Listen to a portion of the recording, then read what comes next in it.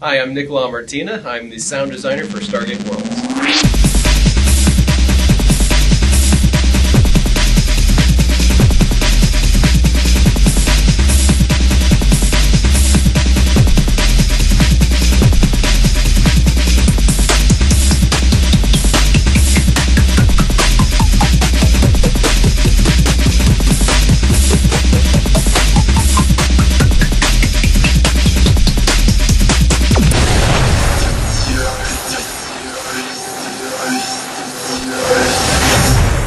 My background really is in music and sound editing and engineering.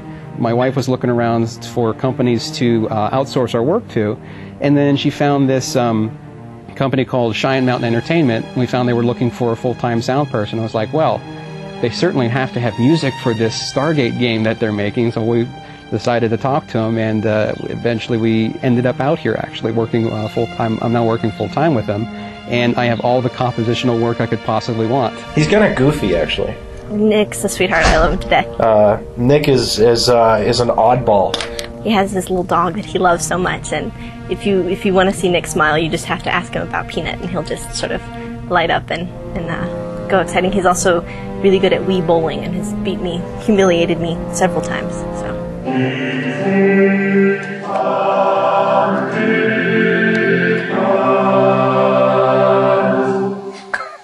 Stargate words. I certainly think that Stargate has some interesting musical ideas that can be explored from the premise of gate travel, because going into this wormhole basically and not knowing what's on the other side, it's this idea of unpredictability, and consequently there are musical possibilities that can be explored. That each world basically has to have its own musical identity. It has to have its own creative identity, so that it's an impression that when you first walk out, here's the presentation. Here's the big, lights and trumpets and everything else that's telling you the story about this when you first come out.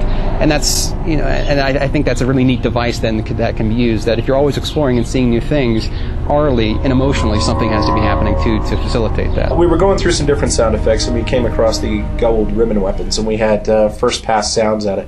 We came across one of them that had this. It was like a human voice up underneath it that really added an eerie level to it. And I thought, what if we could do that to all the ribbon weapons to really give it that eerie kind of tribal feel to it. He was all over it. He took it, ran with it, and added in a lot of the different sound effects. We tried out a bunch of different things, and now when those ribbon weapons go off or certain weapons are used, you can hear this kind of chanting undertone in the sound effect that really adds an incredible feel to it when you hear it, when you pick up on it. You can't pick up on the actual detail, but your brain said, something's just not right with this thing. It's really cool. It tickles me to do that kind of stuff. We have, where's the debris falling? Where there's a dirt, this is where dirt and kind of stuff falls out of a ceiling, and so there's a dirt attack, a dirt sustain, a rock sustain, a dirt release, and a metal release, and all of these have 5 different variants, and they also have the option of not playing depending on how I weight it. So when the cursor comes by here, I'll turn that up again. You get a number of different sounds, and the number of possibilities I think is there's 525 different combinations that could play just off this single event. So in terms of the sound, it's very, very lifelike. It's very engrossing. Well, I wouldn't say engrossing, but it doesn't annoy the player as much because they're not hearing the same thing over and over again.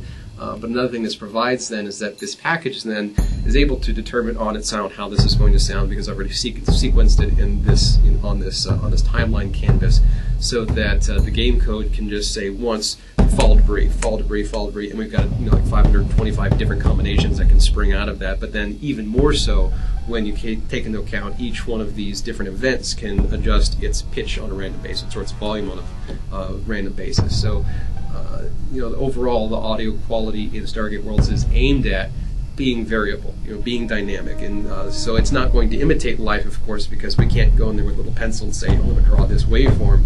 but we can still combine a number of different things and then adjust them dynamically depending on the play experience or by predetermined behaviors, so that overall it becomes more lifelike and that we don't hear the same thing over and over again. I think the most exciting part about it is knowing that I'm going to be writing better when it's done.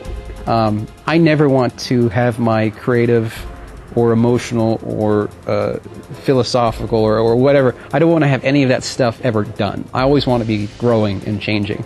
And by identifying with an emotional and creative art through self-expression, that becomes a very powerful way to grow up. And music provides me with those opportunities. So to think then, instead I can sort of look at that end, that end goal, and think, boy, there's a lot of work to do. And there is. But at the same time, I can also look at that and say, there are sure a lot of opportunities to change and be something different. And that's more exciting to me than I am fearful of it.